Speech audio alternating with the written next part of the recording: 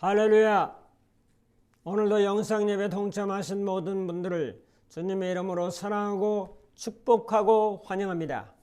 오늘은 다니엘서 6장 9절부터 16절의 말씀을 가지고 하나님을 기대하며 사는 능력이라고 하는 제목으로 말씀을 증거하겠습니다. 성경 봉독합니다. 다니엘서 6장 9절. 이에 다리오 왕이 조서에 왕의 도장을 찍어 금령을 내니라. 10절. 다니엘이 조서에 왕의 도장이 찍힌 것을 알고도 자기 집에 돌아가서는 윗방에 올라가 예루살렘으로 향한 창문을 열고 전에 행하던 대로 하루 3번씩 무릎을 꿇고 기도하며 그의 하나님께 감사하였더라. 11절. 그 무리들이 모여서 다니엘이 자기 하나님께 기도하며 간구하는 것을 발견하고 12절. 이에 그들이 나가서 왕의 금령에 관하여 왕께 아뢰되 왕이여, 왕이 이미 금령의 왕의 도장을 찍어서 이제부터 30일 동안에는 누구든지 왕 외에 어떤 신에게나 사람에게 구하면 사자굴에 던져넣기로 하지 아니하였나이까니. 왕이 대답하여 이르되 이 일이 확실하니 메대와 바사에 고치지 못하는 규례니라 하니는지라. 13절. 그들이 왕 앞에서 말하 이르되 왕이여, 사로잡혀온 유다 자손 중에 다니엘이 왕과 왕의 도장이 찍힌 금령을 존중하지 아니하고 하루 3번씩 기도하나이다 하니. 14절. 왕이 이 말을 듣고 그로 말미암아 심히 근심하여 다니엘을 구원하라고 마음을 쓰며 그를 건져내려고 힘을 다하다가 해가 질 때에 이르렀더라. 15절. 그 무리들이 또 모여 왕에게 나와서 왕께 말하되 왕이여, 메대와 바사의 규례를 아시거니와 왕께서 세우신 금령과 법도는 고치지 못할 것이니이다 하니. 16절. 이에 왕이 명령하며 다니엘을 끌어다가 사자굴에 던져 넣는지라. 왕이 다니엘에게 이르되 내가 항상 섬기는 너희 하나님이 너를 구원하시리라 하니라. 아멘. 1945년 4월 8일 나치에 의해서 감옥에 갇힌 독일의 본헤퍼 목사가 아침 기도를 드리고 있었습니다. 감옥 입구에서 험상궂게 생긴 군인 2사람이 큰 목소리로 외쳤습니다. 제수 본헤퍼 나오시오. 나를 따라오너라. 그 말은 곧 사형집행을 의미했습니다.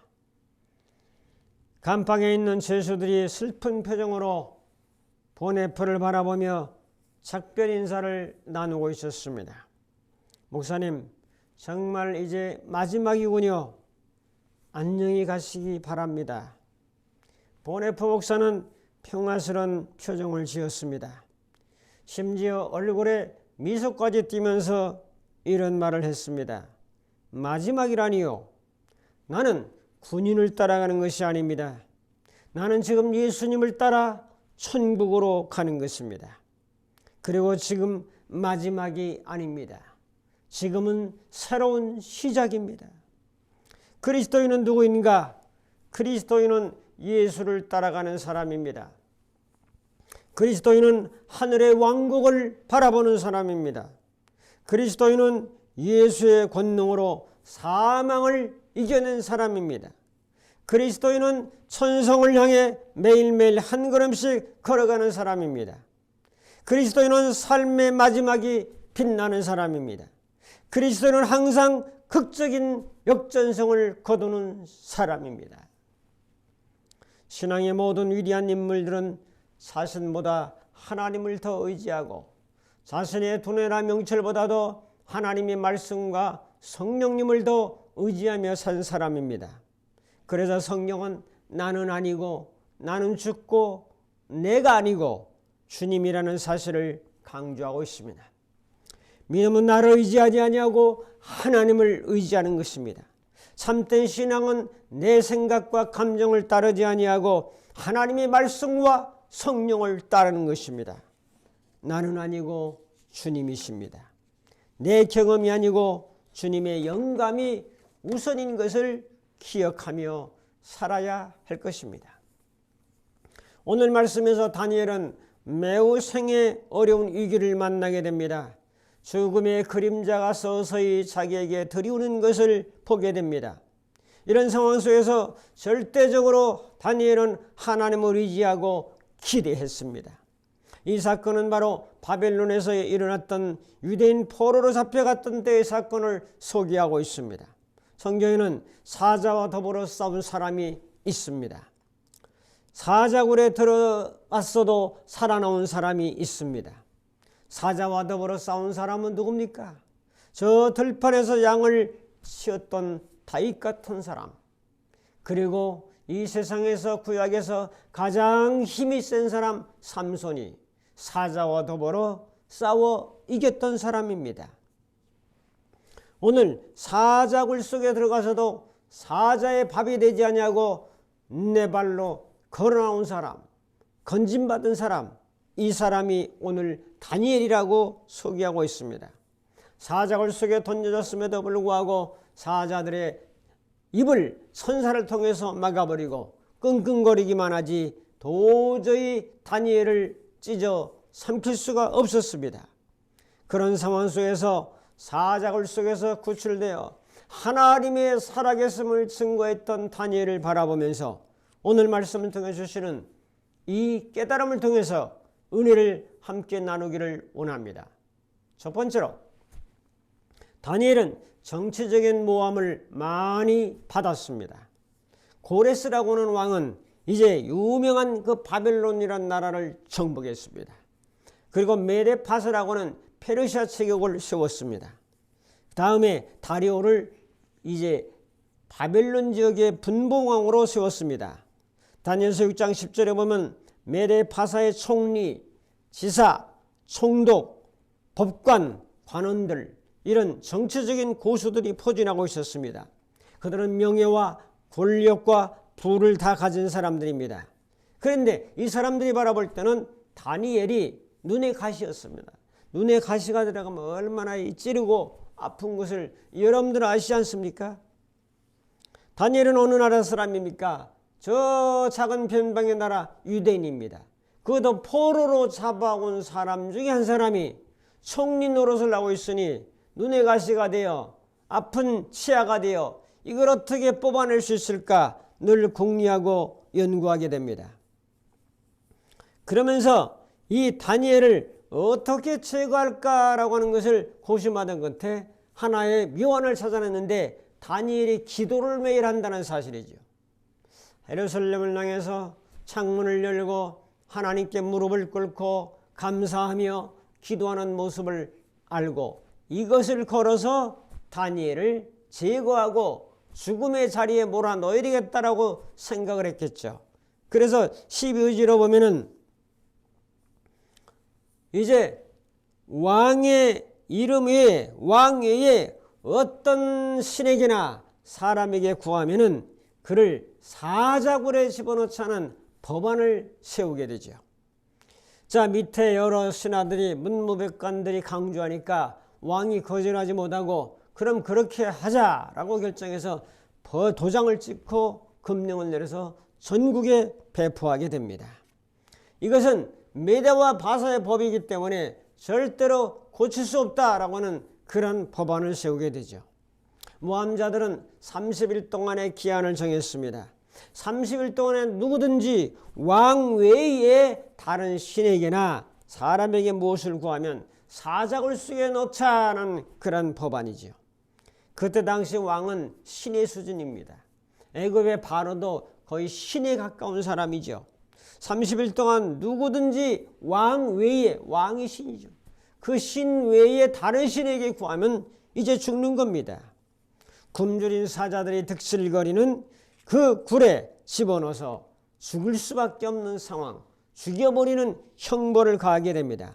이런 상황 속에서 다니엘은 고심하게 되었습니다. 어떻게 해야 될까? 여러분 같으면 어떻게 하겠습니까? 자, 다니엘은 신앙심이 최대의 인생의 위기를 겪고 있습니다.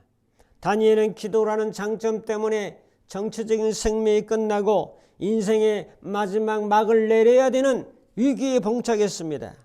다니엘의 주위에는 이렇게 적이 많습니다. 다니엘이 잘못해서가 아닙니다. 다니엘이 총리를 한다는 시기와 질투를 받아서 이런 고통을 겪고 있는 것이죠. 여러분도 예수 때문에 핍박을 받고 예수 때문에 고난을 받아본 적이 있습니까?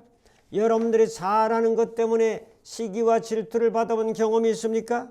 여러분, 예수님도 수많은 종교 지도자들에 의해서 모함과 비난과 비판을 받았습니다. 예수님을 심지어는 낭떠러지에서 밀어서 떨어뜨리려고도 했습니다.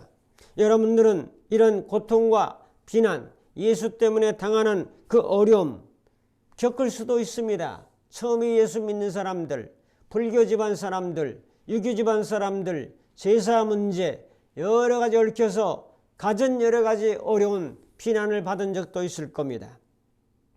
그러나 예수 때문에 오는 비난 앞에서는 초연하라. 제가 늘 강조합니다. 비난 앞에서 초연하라. 비난 앞에서 흔들리지 말고 여러분이 가던 길을 그대로 가면 됩니다. 모세의 뿔처럼 혼자 가라는 그런 말이 있는 것처럼 묵묵하게 주님을 바라보고 나가면, 하나님을 기대하고 나가면 하나님이 역사하십니다. 자, 다니엘은 이런 모함을 모르겠습니까? 그 속에서도 평안을 유지하고 주님께 영광을 돌리는 일을 했습니다. 성도 여러분, 사람들의 모함과 죽이려고 하는 사망의 세력 앞에서 다니엘은 어떻게 했습니까? 다니엘은 하나님을 기대하며 무엇을 했습니까? 두 번째로 예루살렘으로 창문을 열고 하루 3번씩 감사하며 기도했습니다. 그것이 10절입니다. 이 10절은 너무나 유명한 말씀이죠. 다니엘은 기도의 사람이었습니다. 그러나 지금은 기도하면 안 되는 상황이 된 겁니다. 그런데 기도를 계속하고 있습니다. 기도하다가 들켜서 고발당하면 사자밥이 될 수밖에 없는 위기에 봉착했는데 이제 이 사자굴 속에 들어갈 수밖에 없는 일을 왜 자처하고 있습니까? 상식적으로 생각하면 미련한 짓을 하고 있죠. 좀 기도 쉬었다 해도 되는 거 아닙니까?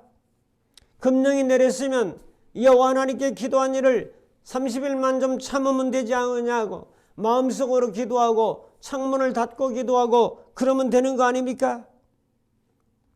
그러나 그는 예루살렘을 향해서 자기 몸을 예루살렘 쪽을 향해서 저 남쪽에 나의 조국, 하나님을 섬기던 나의 성전, 피해진 땅에 아직도 남아있는 나의 백성, 그 사람들을 생각하며 예루살렘을 향해서 성전을 향해서 무릎을 꿇고 하루에 3번씩 감사하며 기도하고 있습니다. 여러분, 왜 예루살렘을 향합니까?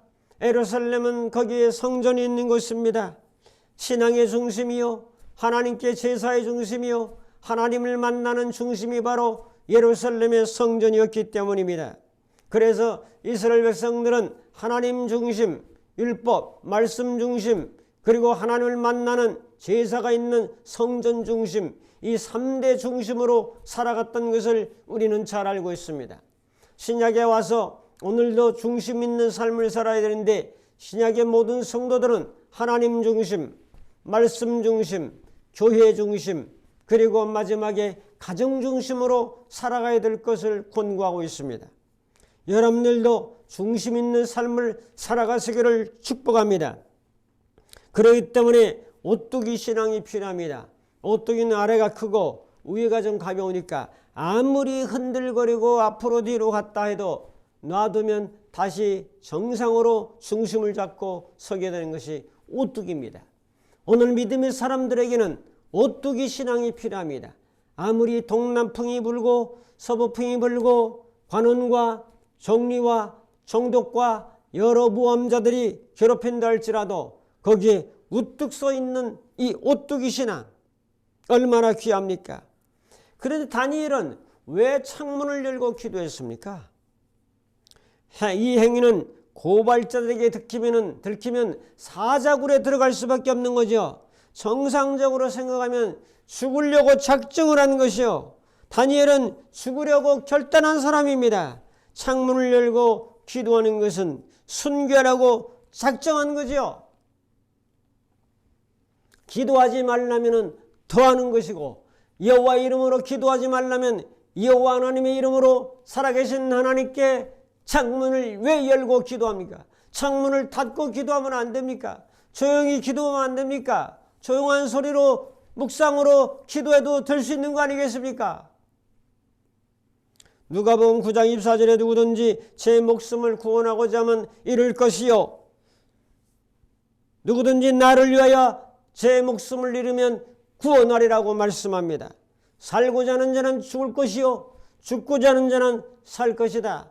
지금 죽음의 위기가 다가오고 있는 상황 속에서 나는 죽으리라, 기도하다가 죽으리라, 하나님을 섬기다 죽으리라, 하나님의 명령을 따라 순종하다가 죽으리라, 이런 자는 죽지 아니하고 살아난다는 표상을 오늘 다니엘서를 통해서 알려주고 있습니다. 다니엘은 이방 땅에서 총리까지 지내며 부와 명예와 권세를 다 누린 사람입니다. 이 모든 것이 하나님의 은혜였습니다. 은혜로다. 하나님의 은혜로다. 한량없는 은혜, 하나님의 은혜로다. 지금까지 자기를 살려주시고 이적으로 역사하셔서 총리까지 세우신 그 하나님의 위대한 능력을 경험하고 알기 때문에 내가 하나님께 기도한다 하더라도, 창문을 열고 기도한다 하더라도 하나님이 역사하셔서 이 사자굴 속에서라도 건져내는 위대한 역사를 나타낼 것이라는 믿음이 있었던 거예요. 이게 중요한 거예요. 그런 믿음이 있는 사람이 있는가 하면 그런 믿음이 없는 사람이 있다는 거죠. 여러분들은 믿음이 있는 사람 되기를 축복합니다.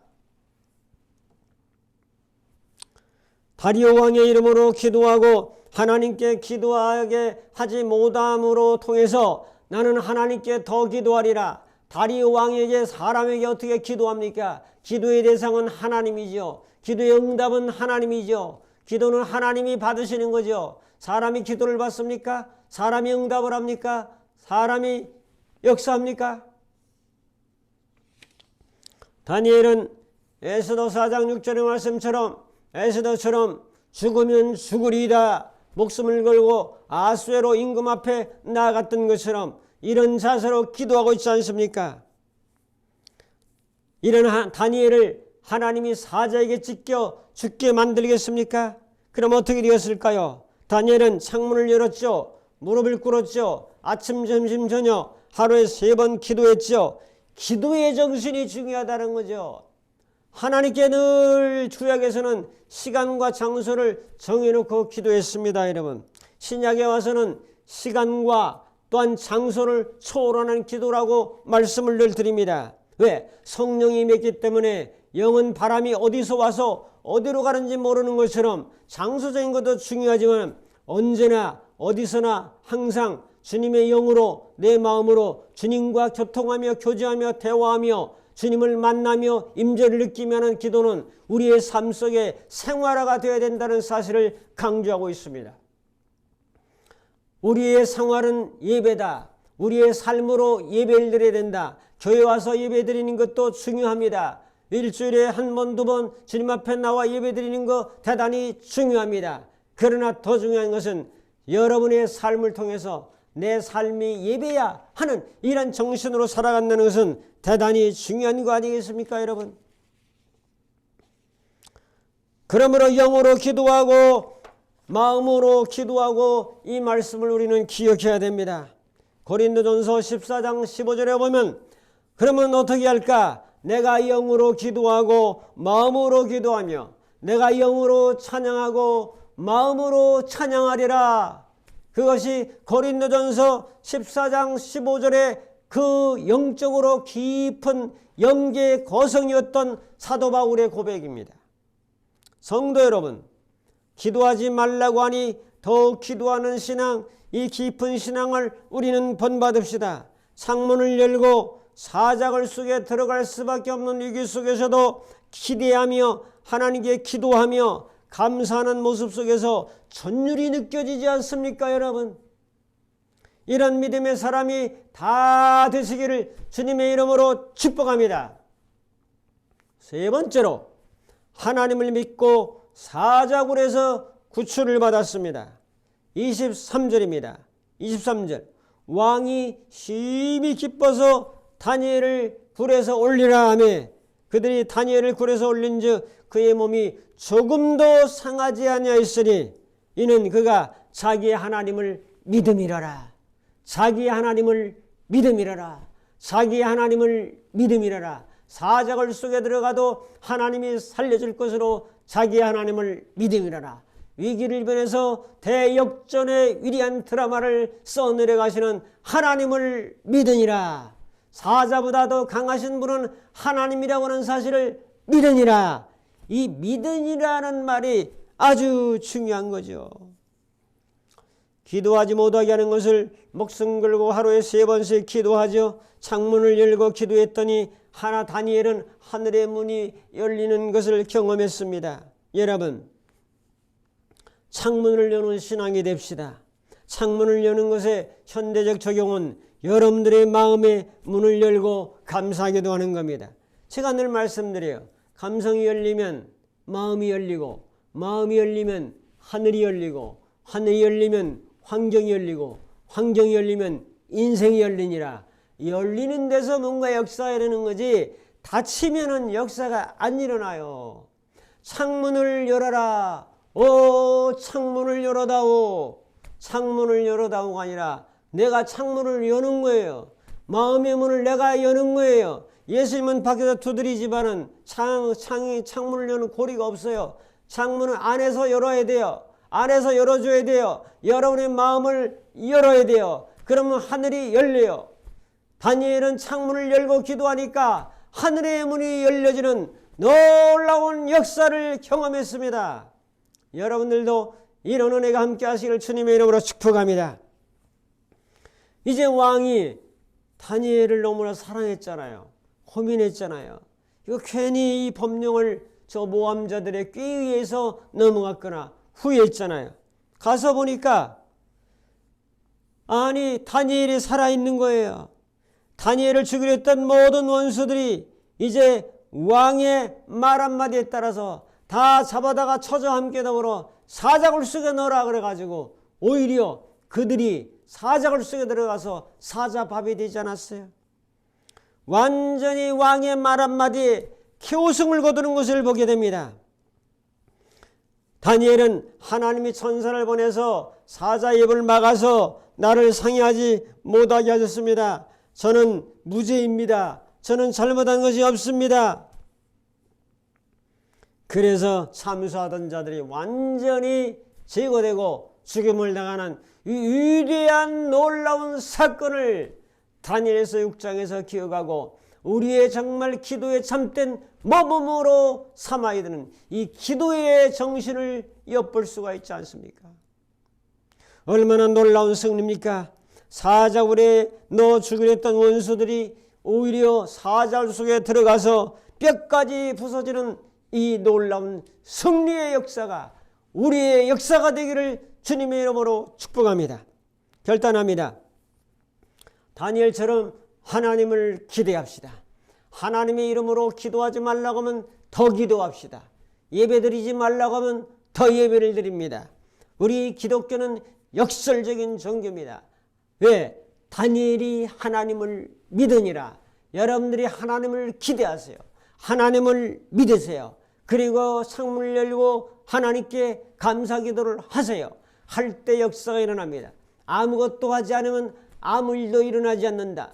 정말 위기와 고통과 고난 속에서도 마음의 창을 열고 하나님께 감사기도하며 하나님을 믿고 나가면 하나님이 대역전 드라마를 쓰시고 완전 최우승으로 승리하는 위대한 역사가 우리의 삶 속에 재현될 것을 믿습니다.